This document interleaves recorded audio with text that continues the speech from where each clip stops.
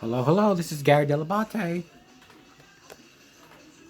Who's high pitch? I've been watching a lot of Howard Stern lately, so cheers.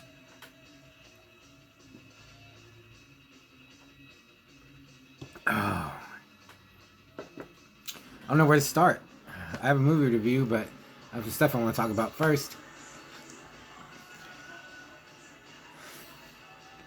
So, I just went to the liquor store and the convenience store to get a beer, and I just gotta talk about the cashier, man.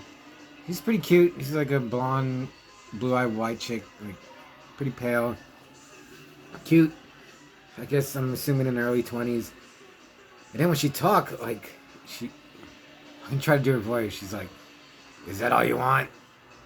I can't do it. She kind of sounded like Gozer or a little like the ex, not like demonic, but just a gruff. Will that be it? I can't do it. Like just more feminine, and I was like, how's that voice coming out of that body? It just made her like, I was like, yeah, she's like kind of sexy. Yeah, it just like it kind of got to me. So I'm gonna read some letters that I got. I forgot to read this one yesterday. This is from another good buddy, Stan Bowman, who does Reality Impaired Records out of Springfield, Missouri. This is what Stan has to say. I don't even need my glasses. Artie, hey, the Pagan Fire tapes look great and sound great too. Here is their split with Nunslaughter and Joy.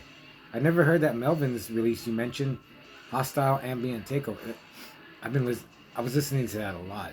It just like, this is me talking now.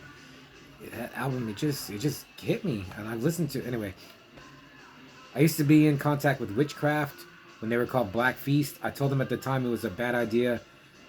Black Feast is a much better name, and there have been at least 2 bands with the name Witchcraft. Oh well. Have you heard back from Posthuman Zine yet? I haven't.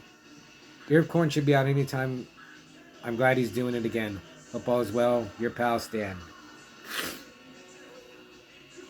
So yeah, I wrote this band called Witchcraft.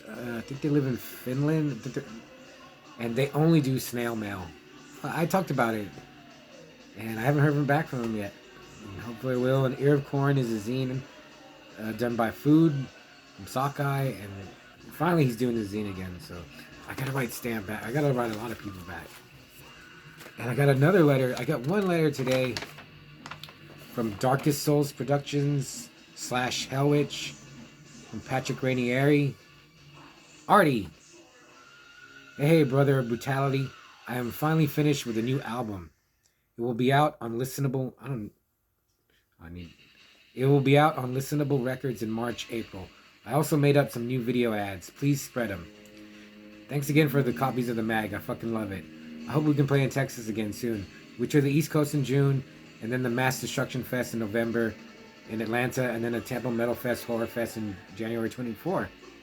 We played with Mortician a few weeks ago. Very cool. 600 plus people.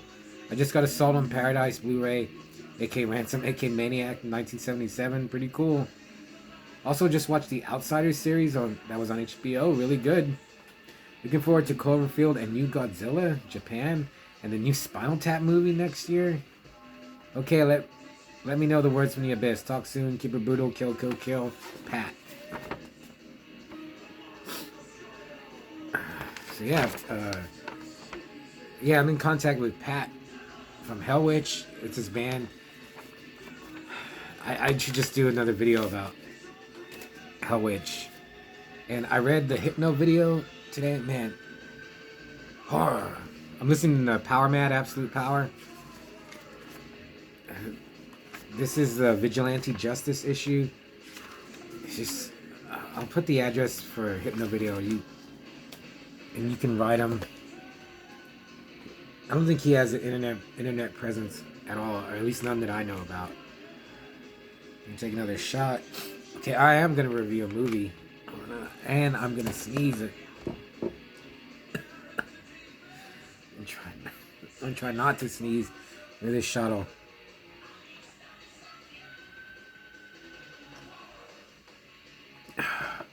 absolute power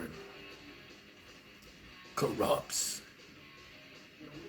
Absolutely. I can't help but sing along with this. So I got a Zed and Two Noughts from Peter Greenaway, who I'm sure I've come across the name at some point, and I always remember his movie, The Cook, the Thief, the Wife, and Her Lover. And I remember when it came out, I thought it was just like some romantic comedy, and I had no interest in like the late 80s. And then for some reason, I think when I did the Element of Crime review, some of his movies came up when I looked them up. When I looked up Element of Crime on IMDb,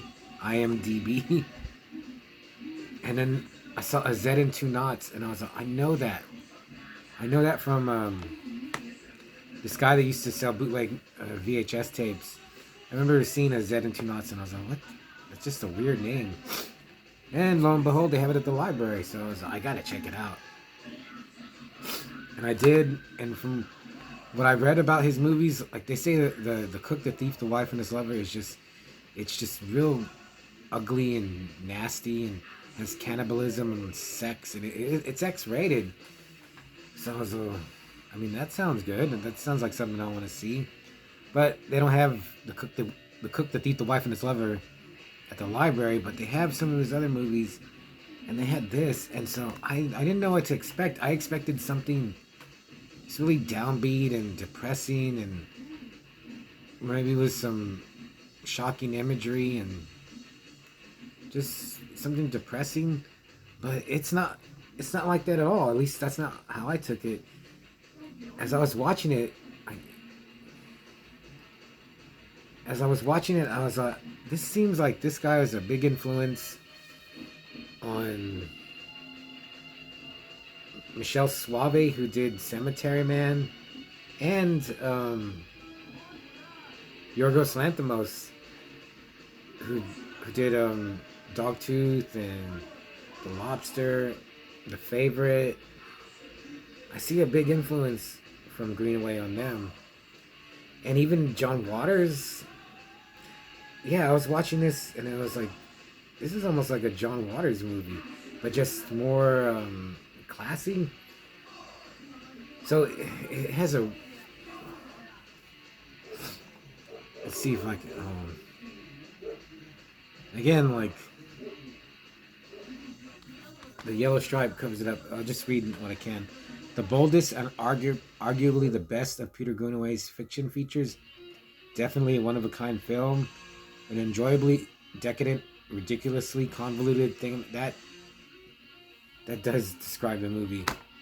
So it's vaguely about these... There's two zoologists, and their wives are going somewhere, and they get killed in a car wreck caused by a swan.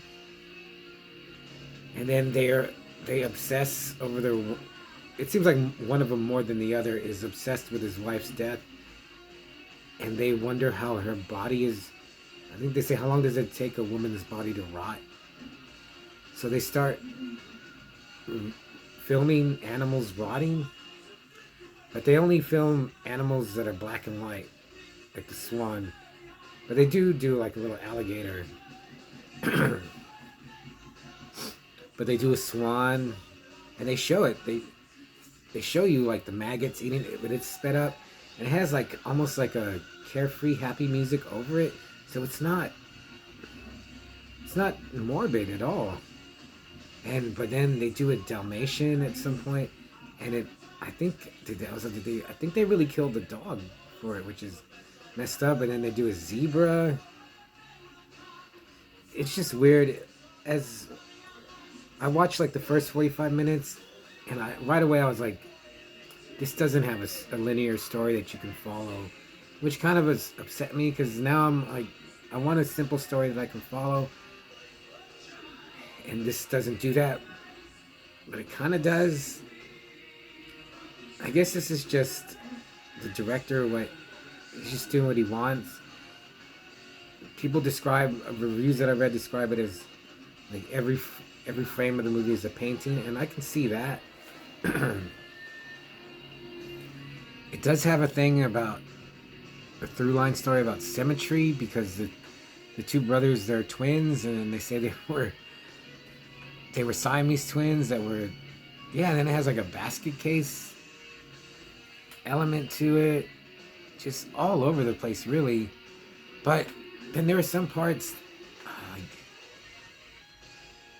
Okay, I have to talk now. I have to talk about. I've been putting on Martin from George Romero. I don't know why. This is. Oh man, I gotta do a review about Martin. But there's some parts in this that are just really comforting.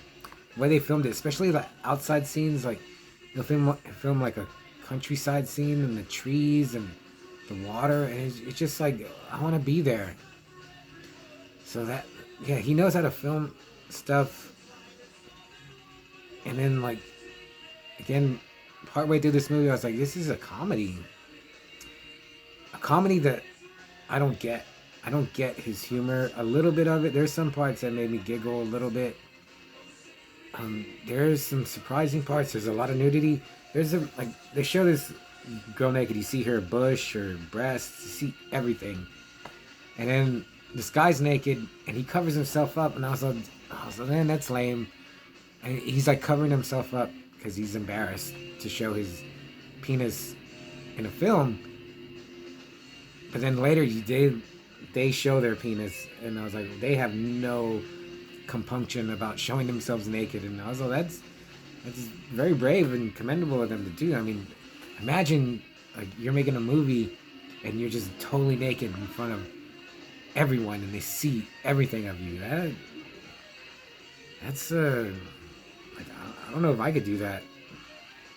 I like to think I could, but I just don't know until you're in that situation. So, Zed and Two Noughts. Yeah, just from what I read, I would think his pictures are more like, oh fuck, what's his name? The guy that did Element of Crime. I can't remember that director. I just thought they would be serious and boring, maybe with a couple of shocking images. But it was pretty good, and I would kind of want to watch it again just to catch because after a while I was like, there's really no story, so it doesn't matter if you pay attention. It's more focused on. Oh, yeah, I gotta mention that this is the second movie I've seen where someone's covered in snails. I was like, what's with the human body covered in snails in Lucio Fulci's Enigma? There's someone covered in snails, and there's people covered in snails in this movie. So, Zed and Two Noughts, it's one of the weirdest movies I've seen lately. But not, or I thought maybe he would be kind of like David Lynch. He's somewhere like in between David Lynch and John Waters. And it's just bizarre that the library you can get Sallow from your local library.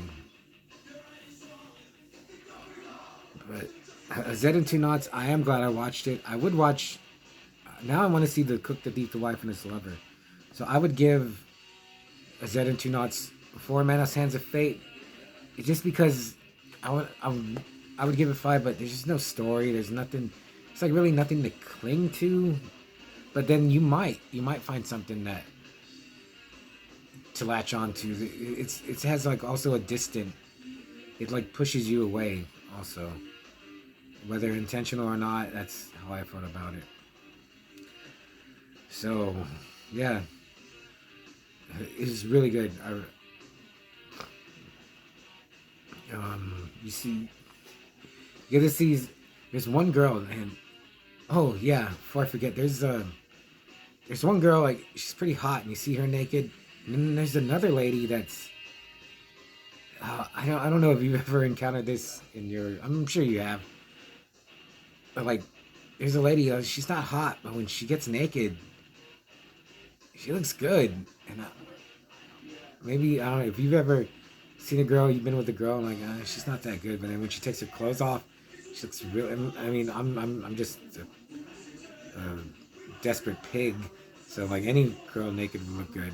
But I don't know, maybe if has happened to you, comment below. So yeah, Zed and Two Noughts, I'm really glad I watched it. And he has some more movies at the library. I'm gonna get them, so I'll see you later.